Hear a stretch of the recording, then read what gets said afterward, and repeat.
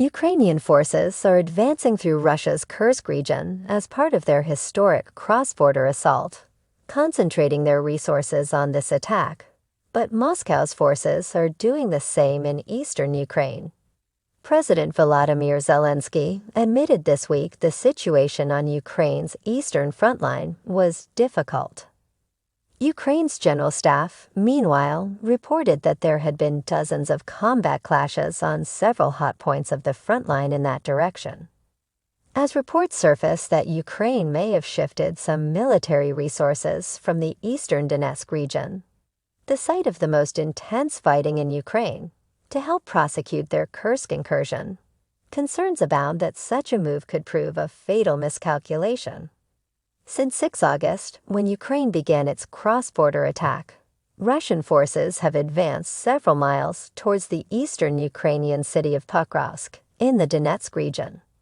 Russia claimed to have control of the settlement of Shelan, about 12 miles from Pokrovsk, one of a number of villages and settlements Moscow's forces claim to have taken this week.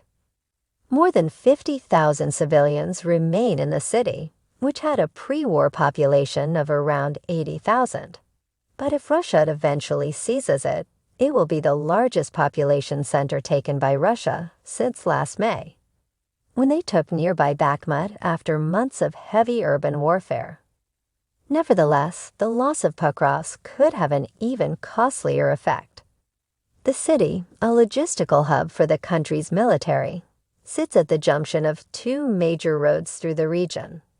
Its capture is seen as key to the Russian military prosecuting Vladimir Putin's objective of taking the Donetsk and Luhansk regions in eastern Ukraine, known as Donbas. Russia's military appear to have thrown resources at this effort, possibly at the expense of defending their own civilians in Kursk. As one analyst put it, Vladimir Putin's Eye of Sauron, a reference to Lord of the Rings, has been trained on Donetsk, and particularly Pokrovsk, even as his own country is being invaded.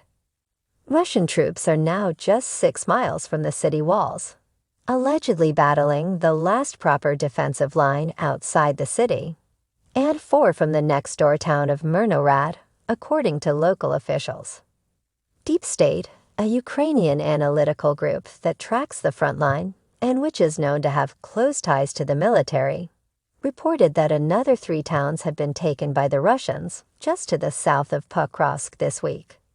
They have also made gains further along the front line in the wider Donetsk region, pushing towards the towns of Toretsk and Siversk, while the Russian Ministry of Defense claimed control of the town of New York, near Toretsk as well. Whether or not those reports are true, Moscow often prematurely claims control of areas. The message is conclusive. In Donetsk, Russian forces are advancing. Heavy fighting continues in the Pokrovsky direction, wrote Ukrainian military chief Oleksandr Syrsky on the Telegram Messenger app on Monday. Defense forces are also doing everything necessary to protect Toretsk. As if as an afterthought, he added, "We are achieving new results in Kursk." The Ukrainian incursion into Russia's Kursk region has undoubtedly been successful. It is the first time Russia has been invaded since the Second World War, a fact that is deeply embarrassing for Putin and his regime. Ukrainian soldiers told The Independent they laughed like madmen as they realized they were digging trenches inside Russia. It has also created a buffer zone between Ukrainian civilians and the Russian military, reducing Moscow's ability to fire artillery and drones at nearby Ukrainian towns and cities, and saving lives in the process. As Ukraine bombs bridges to the west of its advancing forces inside Russia, effectively severing the last remaining supply lines to Moscow's troops defending that area, Kyiv may also be on the cusp of taking more territory still. But it may well be coming at a price. Square miles captured in Kursk could cost square miles lost in Donetsk.